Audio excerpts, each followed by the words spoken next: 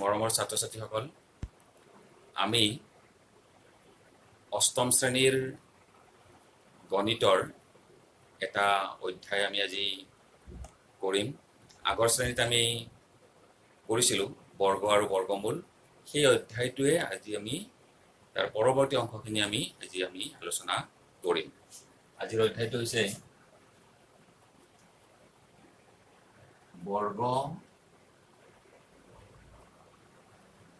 আৰু বৰ্গমূল।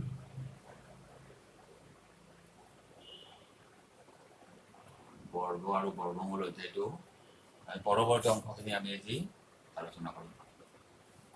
ইয়াৰ আগৰ শ্ৰেণীত আমি কি কৰিছিলোঁ, বৰ্গ কেনেকৈ কৰিব লাগে।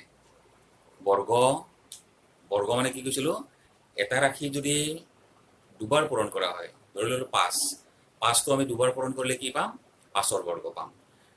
ধৰি ল'লোঁ 75, 75ৰ দুবাৰ পূৰণ কৰিলে আমি কি পাম, 75ৰ বৰ্গ পাম।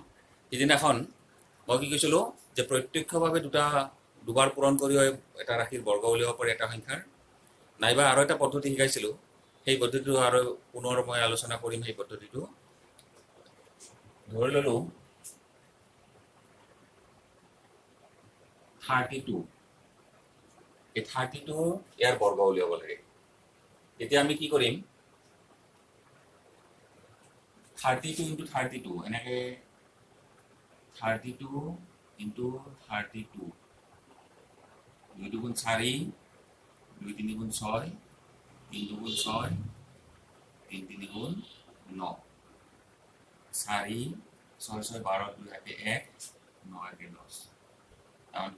32 স্কোয়ার হলে কিমান হ'ব, 32 স্কোয়ার = 1024। এই বস্তুটো আমি প্ৰত্যক্ষ নকৰি আৰু এটা ধৰণে কৰিব পাৰোঁ। সেইটো নিয়ম মই ইয়াৰ আগৰ ক্লাছত শিকাইছিলোঁ। কি আছিল, ইয়াৰে বৰ্গ ল'ব লাগে। 3 × 3 = 9, 2 × 2 = 4, 4টো লিখিলে আমি 0 লিখিম। 3 × 3 = 3 স্কোয়ার হলে 9 হ'ব, আৰু 2 স্কোয়ার হলে 2 × 2 কিমান হ'ব, 4 হ'ব। তাৰপিছত আমি এইকেইটা পূৰণ কৰি দিম। 32ত কি কি সংখ্যা আছে, একক স্থানত আছে 2 আৰু দশক স্থানত আছে 3। গতিকে সেইখিনি আমি কি কৰিম, পূৰণ কৰি দিম। 3 পূৰণ 2 পূৰণ আৰু এটা 2 পূৰণ, 3 × 6, 6 × কিমান হ'ব, 12। এই 12টো আমি এককৰ ঘৰৰ এটা সংখ্যা বাদ দি পিছত আমি লিখি দিম 12। তাৰপিছত যোগ কৰিলে কি হ'ব, 4, 2, 9 × 10। আমি কি পালো, 32 স্কোয়ারটো কি পালো, 1024। আমি এনেকে উলিয়াব পাৰোঁ, নাইবা এনেকে উলিয়াব পাৰোঁ। আৰু এটা পদ্ধতিতে আমি উলিয়াব পাৰিম।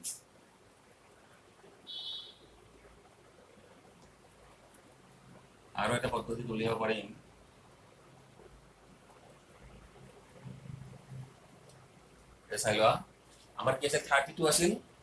32টো আমি কি লিখিব পাৰিম, ইয়াতে 30 লিখিলোঁ, ইয়াত 2 লিখিলোঁ, ইয়াত আমি 30 লিখিলোঁ, ইয়াত 2 লিখিলোঁ, ইয়াত 30 লিখিলোঁ, ইয়াত 2 লিখিলোঁ, ইয়াত 30 লিখিলোঁ, ইয়াত 2 লিখিলোঁ। 32টো আমি দুটা অংশত ভাঙি দিলোঁ, 30 + 2। যদি 34 থাকে, 30 + 4 হ'ব। যদি 79 থাকে, 70 আৰু 9 হ'ব। এনেকৈ আমি এটা শূন্য থকা ৰাখি আৰু এটা শূন্য নথকা এনেকৈ আমি ভাঙি ল'লোঁ। তাৰপিছত আমি এই দুটা পূৰণ, 30 × 30, 30 × 30 কিমান হ'ব, 900। তাৰপিছত এই 30 লগত 2 × 30 × 2, এইটো কিমান হ'ব, 60। 30 × 2, 60, 2 × 2, 2 × 2 কিমান, 4, 2 × 30। এটা আমি পূৰণ কৰোঁতে কি পালোঁ, এটা পালোঁ 960, 64। এইকেইটা যোগ কৰিলে কিমান হ'ব চাই, 900 + 60 + 60 + 4, 4, 2, 1। আমি তিনিটা পদ্ধতি কৰি দিলোঁ। সেইদিনাখন আৰু এটা পদ্ধতি দিছিলোঁ। গতিকে আমি প্ৰত্যক্ষভাৱে 32 + 32, 32 পূৰণ 32 এনেকৈও পাৰোঁ। আৰু এই পদ্ধতিটো কি আছিল, 32 স্কোয়ার, 3 স্কোয়ার মানে হ'ল 3 × 3 = 9, 2 × 4। 4টো লেখোঁতে মনত ৰাখিব লাগিব যদি আমি এটা সংখ্যা পাওঁ 0,4 লিখিম, যদি 9 পাওঁ 0,9 লিখিম, কাষতো নিলিখিলেও কথা নাই। তাৰপিছত আমি এই সংখ্যাকেইটা পূৰণ কৰিম, 3 পূৰণ 2 পূৰণ আৰু এটা 2 বেলেগকে পূৰণ, 3 পূৰণ 2 আৰু এটা 2 পূৰণ 3 দুগুণ 6, 6 দুগুণ 12। এই 12 ইয়াত আমি যোগ কৰিম। কেনেকৈ যোগ কৰিম? এটা সংখ্যা একক স্থানৰ ঘৰটো আমি খালী ৰাখিম, এটা দশক স্থানৰ পৰা বহুৱাই যাম, 12 1 2, তাৰপিছত যোগ কৰিলে যিটো হ'ব সেইটোৱে বৰ্গ। এতিয়া আমি আৰু এটা কৰি চাওঁ। এই তিনিটা পদ্ধতি মই কৰিলোঁ, এই পদ্ধতি মোৰ বোধেৰে বেছি সহজ। এই পদ্ধতিত আৰু এটা অংক আমি কৰি চাম।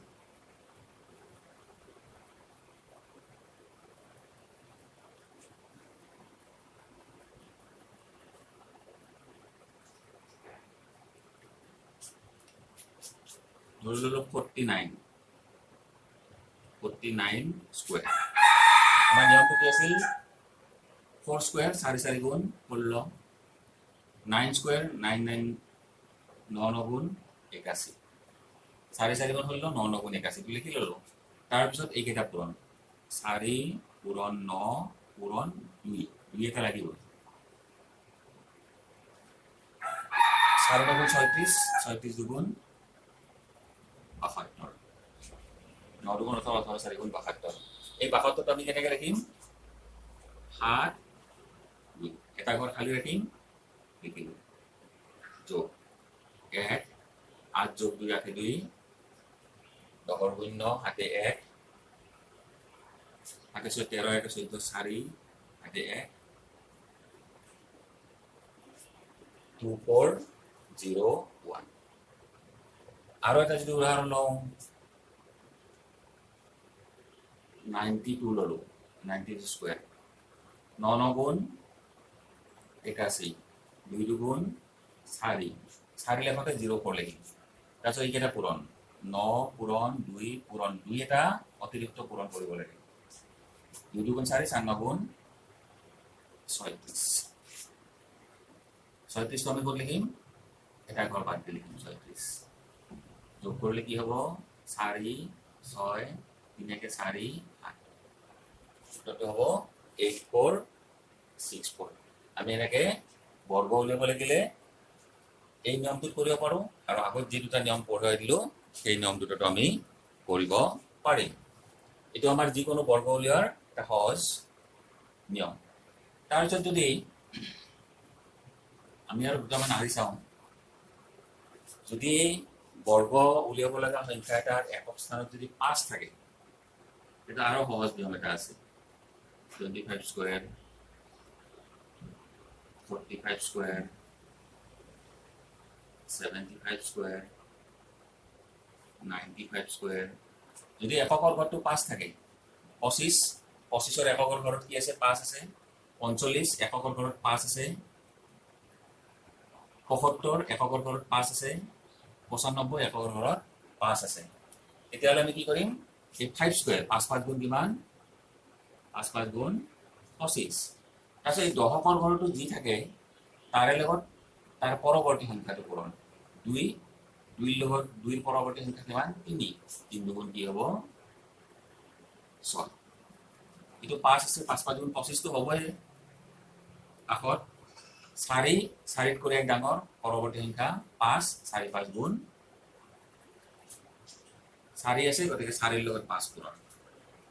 এইটো 2 আছিল, 2ৰ লগত 3 পূৰণ, 2ৰ লগত 3 পূৰণ, এইটো 4ৰ লগত 5 পূৰণ, 5 5 গুণ 25, এটা 7 আছে ন, 7ৰ লগত 8 পূৰণ, 7 8 গুণ কিমান? 7 8 গুণ 56, 5 5 গুণ 25, এইটো 9 আছে, 9ৰ লগত 10 পূৰণ, 9 10 গুণ কিমান? 90। আমি এনেকৈও পাৰোঁ। যদি এককৰ ঘৰত যদি 5 থাকে, তেনেহ'লে আমি এই নিয়মটো কৰিব পাৰোঁ। এইটো চাই লোৱা, 5 আছে, 5 5 গুণ 25টো হ'বই। আৰু এইটো কি হ'ব? 2 আছে, 2ৰ পৰৱৰ্তী সংখ্যাটো 3, 2 3 গুণ 6, 5 5 গুণ 25, 4 আছে, 4ৰ পিছৰ সংখ্যাটো 5, 5 4 গুণ 20, 5 5 গুণ 25, 7 আছে, 7ৰ পিছৰ সংখ্যাটো 8, 7 8 গুণ 56। 5 5 গুণ 25, 9 আছে, 9 পিছৰ সংখ্যাটো 10, 9 10 গুণ 90। আমি যদি একক স্থানৰ যদি 5 থাকে তেনেহ'লে আমি এনেকৈও বৰ্গ উলিয়াব পাৰোঁ। তাৰপিছত আৰু এটা আমি পদ্ধতি চাওঁ।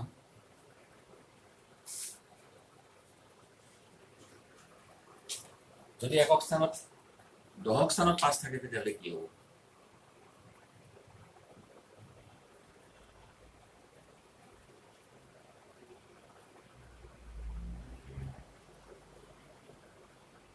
দশক স্থানত 5 থাকিলে কি হ'ব? এটাৰ নিয়মটো অলপ বেলেগ। 5 5 গুণ কিমান? 25। এইটো 25 লাগিবই, যোগ 2, লাষ্টততো একক স্থানত 2 আছে, 2টো যোগ হ'ব, পূৰণ 100 যোগ এই 2 স্কোয়াৰ, 2 স্কোয়াৰ মানে কিমান? 2 দুগুণ 4। 25 আৰু 2 যোগ কৰিলে 27, 27 লগত 100 পূৰণ কৰিলে 2700 প্লাছ 4, যিহেতু কিমান হ'ব? 2704। এইটো আমাৰ 25 যোগ 25টো লাগিবই, 25 যোগ 6 পূৰণ 100, 100 পূৰণ হ'বই লাগিব, প্লাছ 6 স্কোয়াৰ, 6 6 গুণ 36, 25 আৰু 6 31, 3100 প্লাছ 36 সমান 3136। এইটো আমাৰ 5 5 গুণ 25টো লাগিবই, প্লাছ 9, একক স্থানত 9 আছে, 9টো যোগ পূৰণ 100 যোগ 9 স্কোয়াৰ, 9 9 9 9 গুণ 25 আৰু 9 যোগ কৰিলে কিমান হ'ব? 25 আৰু 9 যোগ কৰিলে হ'ব 34, 2টা 0 যোগ 81 is equal to 3481। এনেকেও আমি কৰিব পাৰোঁ। যদি দশক স্থানৰ অংকটো 5 থাকে এনেকেও কৰিব পাৰোঁ। এই যে নিয়মকেইটা কৰিলোঁ, এনেকৈ কৰিব লাগে কথা নাই, যিকোনো নিয়মত কৰিলে হ'ল। আমাৰ এটা যে নিয়ম কৰিছিলোঁ 59 স্কোয়াৰ, প্ৰমাণ কৰি চাব পাৰোঁ। 5 5 গুণ 25, 9 9 গুণ 81, তাৰপিছত এই 5 পূৰণ 9 পূৰণ 2 সমান কিমান হ'ব? 9 2 18 5 গুণ 90, 90টো আমি ক'ত লিখিম? ইয়াত লিখিম। যোগ কৰিলে কিমান হ'ব? 1 8 4 3 4 8। গতিকে যেনেকৈ হ'লেও আমি বৰ্গটো উলিয়াব পাৰোঁ। বৰ্গ উলিয়াৰ আমি কি কৰিলোঁ? 4টামান পদ্ধতি শিকালোঁ। যদি একক স্থানত 5 থাকে বেলেগ, দশক স্থানত 5 থাকে বেলেগ নিয়মতো কৰিব পাৰি, আৰু যিটো মই সংক্ষিপ্ত নিয়ম এটা শিকাইছিলোঁ সেই নিয়মটোতো আমি বৰ্গ উলিয়াব পাৰিম। গতিকে আজি আমি বৰ্গ উলিওৱা কেইটামান পদ্ধতি শিকিলোঁ। পৰৱৰ্তী শ্ৰেণীত বৰ্গ আৰু বৰ্গমূল সম্পৰ্কে আৰু অধিক কথা জানিবলগীয়া আছে, কিছুমান চানেকি আছে, সেই চানেকিবিলাকৰ বিষয়ে আমি আলোচনা কৰিম। ধন্যবাদ।